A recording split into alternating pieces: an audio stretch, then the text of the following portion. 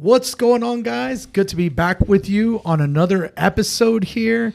And today we are talking about interest rates.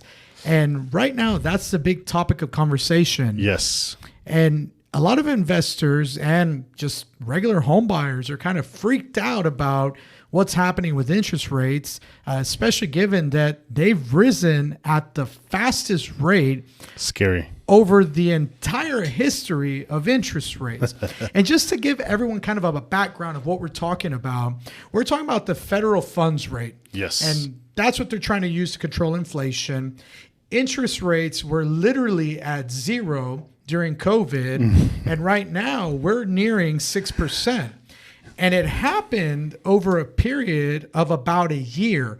Now, that's never been seen before. We use interest rates in order to determine how we're going to invest and how we're going to put our money to work and put our money to play. So how do you see interest rates affecting how investors are investing right now?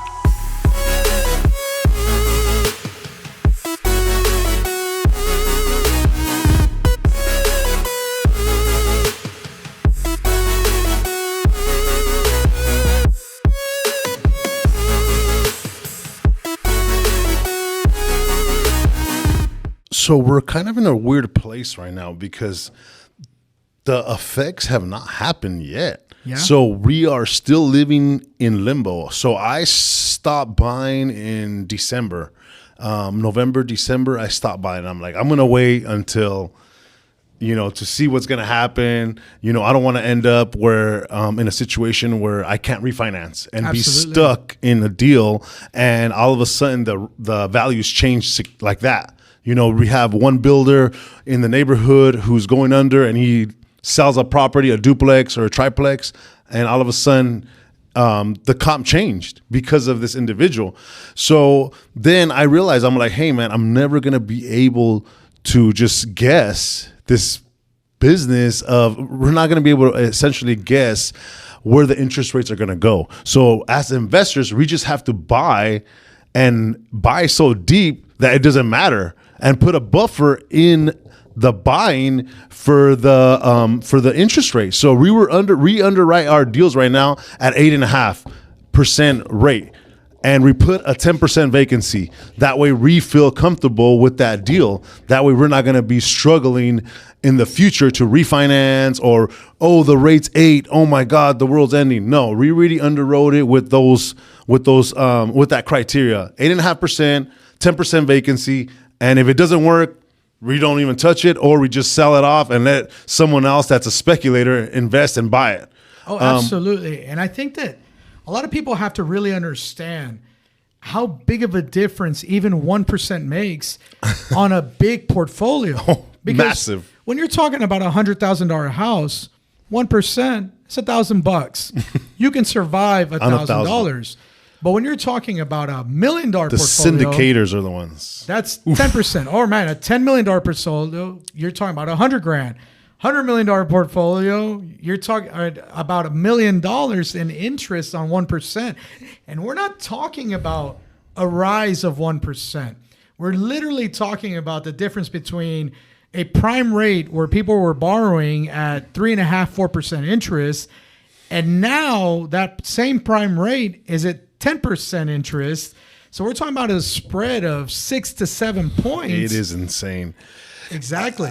For me as an investor that was in real estate before the pandemic, it doesn't scare me. Yeah. Because we had our rates at that time were 7%, for commercial debt, for non-QM money, but for people who were buying these $20 million deals and they got bridge debt at 7%. And they were expecting to take out with a bank at a low interest rate. Exactly. They're the ones that are going to be affected the most, I feel. For us small investors, the small deals aren't that big of a deal. However, I just bought a motel and, re-underwrote it very well. We bought it at like a 12 cap. So we're not worried about it. It's producing money. We're not afraid if the rates go up. We underwrote it at 8.5%. We borrowed, I think, $2.7 million for the property for the acquisition, and we're in the renovation process. And we're already talking to our end lenders about refinancing the property. We always try to start quick, not wait till the end. However, the rates don't matter to us. We don't care about it because we underwrote the deal so well, or we bought it so well that it doesn't matter to us. So don't be afraid to buy still. You have to continue to buy. As long as you're buying right, you should not have any issues with buying. Don't be afraid to just go out there and throw offers out there because there are still deals. There's still people who are distressed, who are like commercial deals. Mostly it's the commercial deals who are going to be struggling right now, not single family. I don't feel like single family is going to have that much of an effect.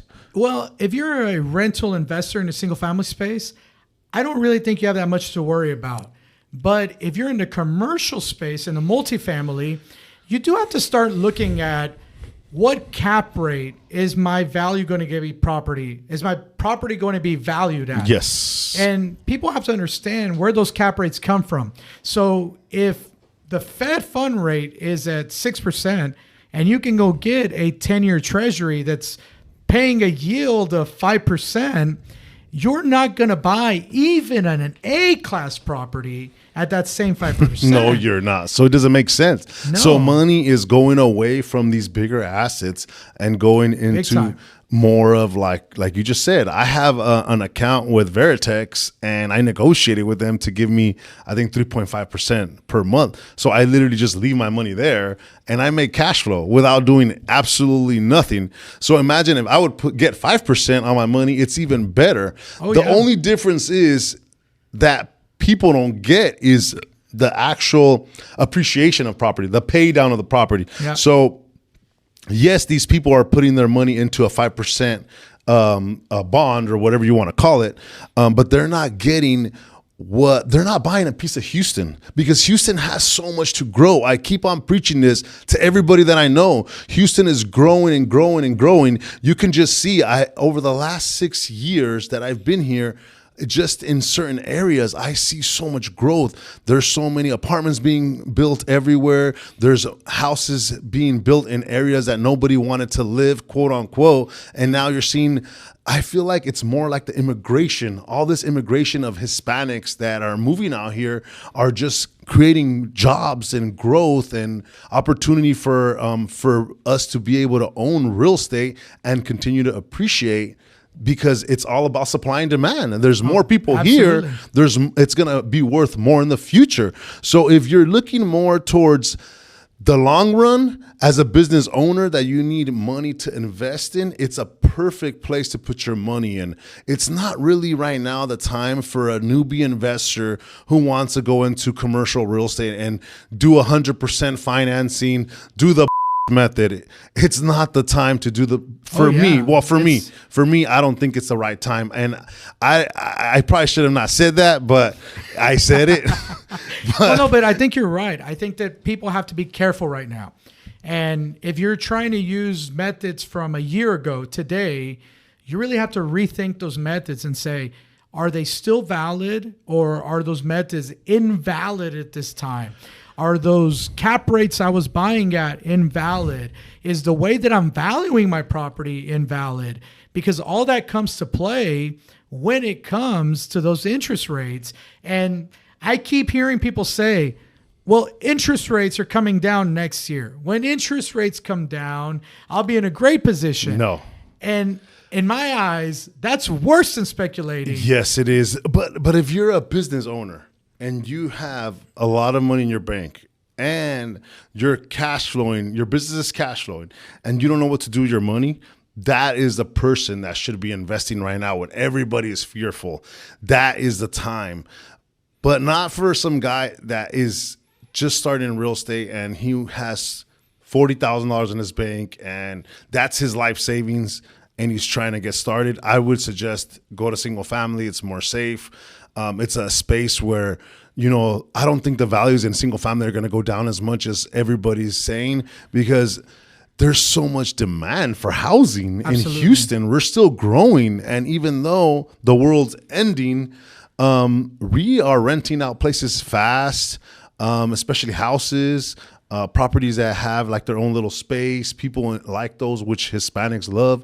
They like to have their little space. So yeah, I feel like it's a great opportunity still to buy single family, but I just feel like multifamily commercial is not the right time for A brand new person. for a brand new person. But Yeah. but don't get me wrong, you can, if you have an amazing deal and you don't know what to do with it, you can still hit us up. You know, call Uncle Johnny. you can still hit us up, and we're still willing to buy. I'm literally about to partner with somebody on a big deal, and they brought it to me, and we underwrote it, and we're working on getting the deal closed soon. And I've acquired a lot of my big properties with partners, you know, which is an amazing thing, because sometimes you can't do it alone. You can't do things alone. And I think BB has a lot of experience with partnerships because it helps you to grow exponentially. I do a lot of work with partnerships, and I think that is the absolute best way to leverage yourself 100%. and to get your feet in and really get in the deep end. I think that's a whole other episode. Yes, we could it is. do just on partnerships. Yes. We don't want to talk about that. But in terms of the interest rates, if you are playing that market, how can you take advantage of it at this time? If I'm playing in that market, I'm looking for, like I told you, I'm underwriting deals at 8.5% interest rate. I'm making sure that I have a 10% vacancy to make sure that I'm going to be able to cover my debt service, and there's a buffer in between, and that's it. For me, I'm not looking for smaller deals. I'm looking for bigger deals. When you say bigger deals, what size deal is that bigger deal for you? That's a tough word to say, because I'm looking for more like 20 units and up. Okay. 20 to 100 units. That's what I'm looking for. But at the same time, I'm also looking for smaller ones, because I usually flip those. So I'll buy them, close on them, and It's just different clean strategy. them up. You're looking for 20 to 100 to keep. Exactly. 20 and under, hey, I'll still take it, but I'm going to flip it. I'm going to go quickly move it. Exactly. And get out from exactly. under But I will buy it though. it. Yeah. Oh, Just I'll know buy that. too. Yeah, absolutely. Yeah, exactly. And I think that you made a really good point earlier. There's no reason to stop.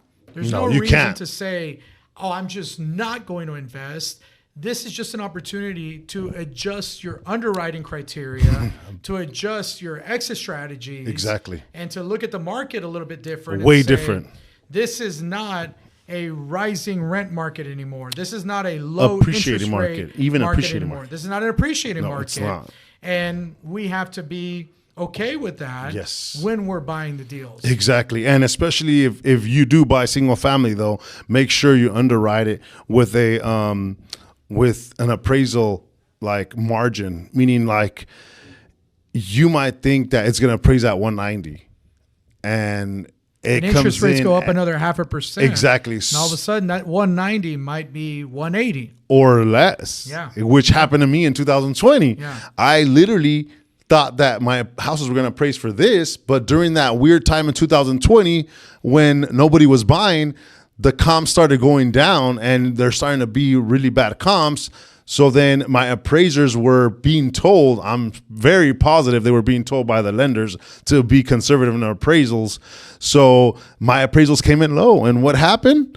I was literally working my butt off to come to the table with 20K, 15K, 8K, 7K to close these transactions, because I wanted them off hard money. I wanted to get out of the hard money. From 12% to 7% is a massive difference. So it definitely helps you get to a property to start cash flowing. Well, guys, that's our episode for Yes. today. I just want to let everyone know, if you have a topic that you'd like to hear us talk about, let us know. Put it down in the comments. Send us a message. You can always find me on Instagram, RVR Lord, River Lord.